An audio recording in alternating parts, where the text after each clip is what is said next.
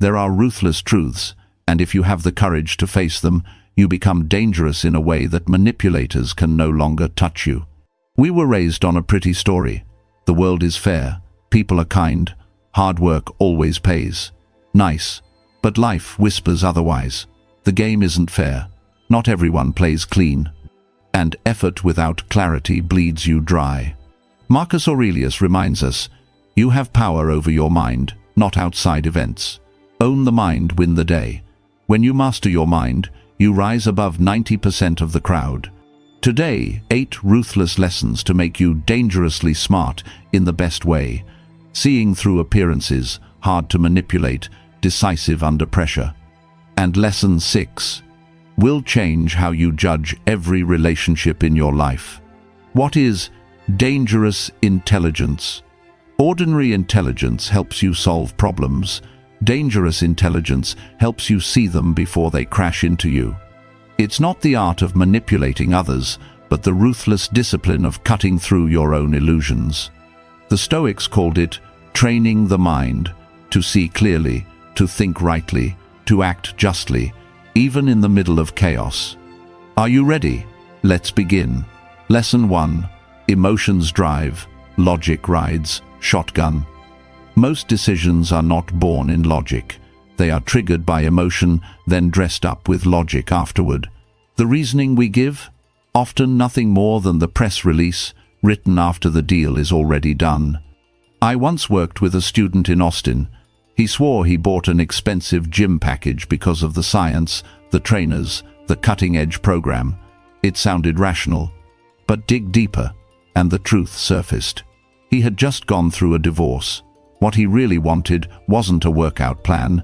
It was a place where he could feel seen, connected, less alone. The spreadsheets and schedules were just camouflage. You'll see this everywhere. Online debates rarely turn on facts. They turn on ego, on identity, on people clinging to a sense of who they are. In the office, colleagues may resist a new process not because it's inefficient, but because deep down they're asking, will this make me irrelevant? The Stoics warned us, people are rarely fighting about the thing on the surface. They are fighting for their pride, their place, their need to feel safe. So here's the drill. When you feel the rush rising inside, you stop. Ask, what am I really feeling? Anger, fear, the hunger to be recognized. And then ask the harder question, what rash decision will I regret tomorrow? And when others flare up, don't attack their logic. Speak to the emotion first. I see why this matters to you. Acknowledge the fear before inviting them into reason. That is dangerous intelligence. The ability to read the emotion underneath yours and theirs. The power to prevent the fire before it burns down the room. Lesson 2. Everyone acts in their own interest. This is not cynicism. This is reality. And once you see it, your disappointment in people evaporates. We like to believe in pure altruism. We want to think our neighbor bakes cookies because she simply loves giving, or that a colleague volunteers for extra work because they care about the team. But beneath the surface, there is always self-interest. Sometimes noble, sometimes selfish, but always there. I remember a woman in my community who seemed endlessly generous. She organized events, remembered everyone's names, always showed up with a smile. People praised her selflessness. But later, I learned she was preparing for a run at city council. Every kind gesture. It was also a campaign strategy. The warmth was real, but so was the ambition. And here's the shift. Once I understood her motives, I stopped feeling tricked.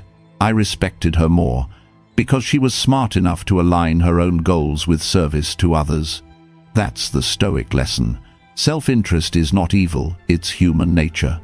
Marcus Aurelius himself admitted that even his service to Rome was also service to his own sense of duty and honor. Seneca warned us, expecting people to act against their interests is like fighting gravity, pointless. So what do? We stop asking, why are they so selfish? Instead, we ask, what do they really want here? And then we align. We find the overlap. We build agreements where both sides benefit, instead of demanding sacrifices that can't last. This is dangerous intelligence, seeing the hidden currents of motivation, understanding that every request, every smile, every offer carries a purpose. And when you see it clearly, you can work with reality, not against it. Lesson 3.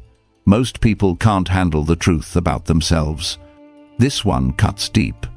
Because the harshest mirror is not the one we hold up to others, it's the one we hold up to ourselves. Most people avoid that mirror. They build stories, excuses, elaborate defenses, anything to protect the fragile image they've constructed.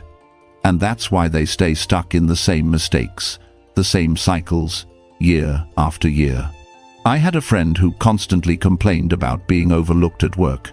Every time he blamed politics, unfair managers, or bad luck. But when I pointed out his lateness, his missed deadlines, his constant clashes with the team, he snapped back. You don't understand the situation. His mind wasn't seeking truth, it was seeking protection. The Stoics called this self-deception a kind of slavery.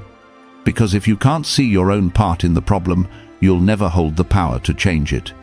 Marcus Aurelius wrote endlessly about this, questioning his motives, confronting his flaws, disciplining his ego. Why? Because truth, however painful, is the only ground solid enough to build on. So here's the test. Ask yourself, what truth am I avoiding? What feedback do I dismiss too quickly? Where am I deceiving myself because the reality is uncomfortable? These are brutal questions, but they set you free. Most people surround themselves with yes men, with echoes of their own illusions. But the dangerous mind seeks the opposite. It seeks the piercing voice that says, "You're wrong here, fix it." That is strength, because when you can face your own flaws without flinching, you become untouchable. While others are trapped in their comforting lies, you are already evolving. Lesson 4. Your success will make some people hate you. Strange, isn't it? You work hard, you rise higher, you finally win, and instead of applause you feel the sting of resentment. Why? Because your success is a mirror. It reflects back to others what they could be, but chose not to become. And not everyone can face that reflection.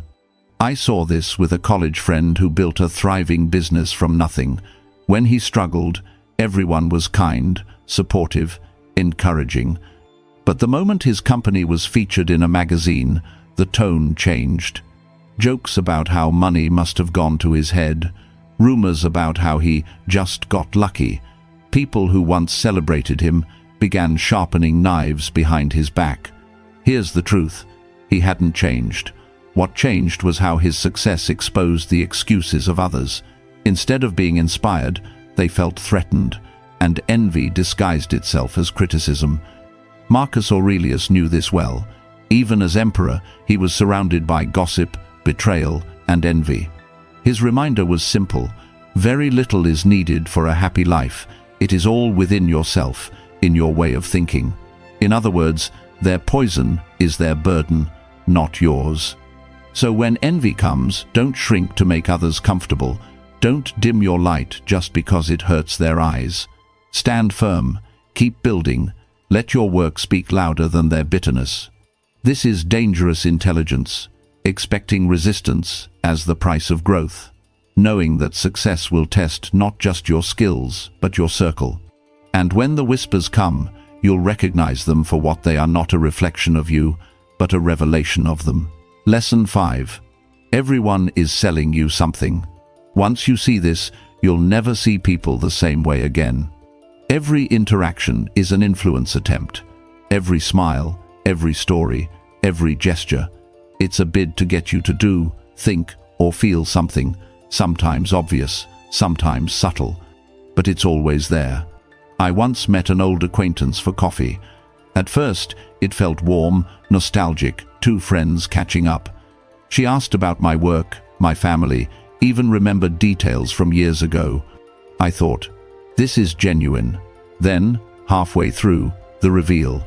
She had joined a business opportunity, and suddenly all the friendliness was the sales pitch. The friendship was just the packaging. The real product was my wallet. And no, she wasn't evil. She honestly believed she was helping. But that's the point. Influence wears many masks, sometimes kindness, sometimes urgency, sometimes guilt. Marcus Aurelius knew this well. Surrounded by generals, advisors, and politicians, each one pushing their own agenda, he trained himself to see through the pitch. To hear not just the words, but the motive beneath the words. That is your shield. Don't assume everyone is manipulative. Assume everyone has an interest. And once you ask, what do they really want here? You stop being a passive buyer in the marketplace of influence. You become a conscious chooser. Your co-worker's compliment may be genuine but may be leverage for support at the next meeting. Your neighbor's cookies may be kindness but may be a future favor. It's not paranoia, it's clarity. This is dangerous intelligence, refusing to be lulled by surface appearances. Choosing with awareness, deciding on your terms, not theirs. When you see the hidden sales pitch behind every interaction, you stop being sold and start living by choice. Lesson 6. When people show you who they are, believe them. This lesson will save you years of wasted trust. People reveal themselves all the time. In the small details, in how they treat waiters, in whether they keep small promises, in the jokes they tell when they think no one important is listening. The signs are always there. What's missing is our willingness to see them. I once worked with a business partner who loved to exaggerate his role in meetings. At first, I brushed it off. Then came the padded expense reports, little things, small numbers. Again, I made excuses. He's just excited. Everyone fudges receipts. But years later, when I discovered he'd been negotiating behind my back to cut me out of the company, I realized the truth had been on display the whole time. I just didn't want to believe it. Maya Angelou said it best. When people show you who they are, believe them the first time. The Stoics lived by this. Marcus Aurelius judged not by speeches or isolated acts, but by consistent patterns. Seneca warned us, hoping someone will change their core nature is a losing bet. So here's the rule: trust patterns, not promises; actions, not words; consistency, not explanations. If someone gossips about others, they'll gossip about you. If they break small commitments, they'll break big ones. If they show disrespect when it costs them nothing, they will show betrayal when the stakes are high. This is dangerous intelligence, refusing to rewrite the story in your head to protect your feelings, taking people at the evidence of their behavior. And when the evidence is clear, you adjust your boundaries, not their excuses. See the pattern, believe it, move accordingly. Lesson 7. Comfort is the enemy of growth. Comfort feels safe. It feels warm. It whispers, "Stay here, you've made it." But in truth, comfort is a cage, a soft prison that robs you of strength long before you realize it. I once knew a brilliant software engineer. Great pay, flexible hours, work that came easy. For 3 years, he was living the dream. But slowly, his edge dulled. New technologies overwhelmed him. Conversations that once excited him now felt heavy. He hadn't failed. He had decayed. Not from hardship, but from ease. Then came the layoff, and suddenly the security he trusted was gone. The comfort that once felt like a blessing revealed itself as a trap. The Stoics understood this. Marcus Aurelius could have drowned in luxury, yet he chose campaigns, challenges, the grind of leadership. Seneca practiced voluntary discomfort, sleeping on the floor, eating simple meals because he knew, if you only accept ease, you will collapse when hardship arrives. So how do we fight back? We choose difficulty on purpose. Speak up when silence is safer. Learn the skill that intimidates you. Train the body when the couch is calling. Every time you push into discomfort, you sharpen your blade. Here's the paradox. Comfort kills more dreams than failure ever will, because failure at least teaches. Comfort teaches nothing except how to stay the same. Dangerous intelligence means spotting this trap early. It means asking, where am I choosing safety over growth? What am I avoiding because it feels hard? And then stepping straight toward it. Because while most people are lulled to sleep by comfort, you will be awake, alive, and rising. Lesson 8. You're going to die, and most of your worries mean nothing.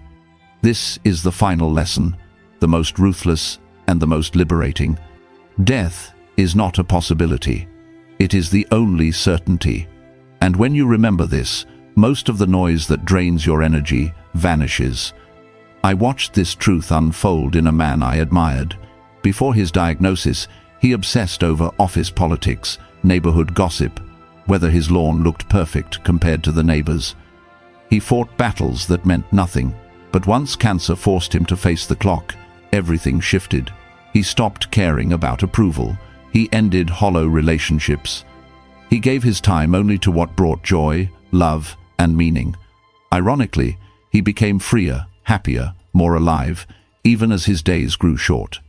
The Stoics called this memento mori, remember death, not to be morbid, but to focus. Marcus Aurelius wrote, "It is not death that a man should fear, but never beginning to live." Seneca warned that wasting time is the one crime that cannot be repaid. So ask yourself, if I had 1 year left, would this matter? Would I still waste hours arguing online? Would I still chase the approval of strangers? Or would I finally speak the words I've been holding back? Finally build what I've been postponing? Finally live not tomorrow but now? This is dangerous intelligence, cutting away the trivial, investing only in what will matter at the end. While others drown in meaningless anxiety, you walk clear-eyed, unburdened, alive. Because the truth is brutal, you will die. But within that truth lies your freedom. When nothing is guaranteed, everything important becomes urgent, and that urgency is the beginning of a life fully lived. Conclusion. 8 ruthless lessons, each one a blade that cuts away illusion. If you've stayed with me this far, you already carry more clarity than most. Now the question is, will you practice it? Will you choose truth over comfort, discipline over distraction, growth over illusion?